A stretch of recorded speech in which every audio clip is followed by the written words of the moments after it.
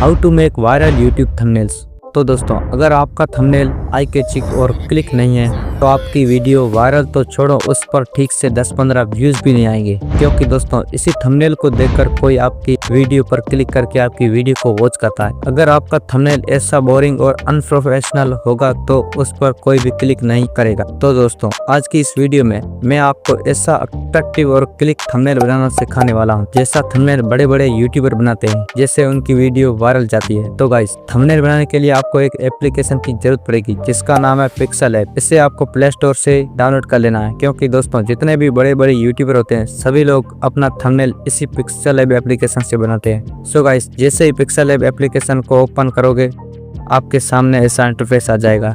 So guys, सबसे पहले आपको क्या करना है, It's not a game, it's a rich thing.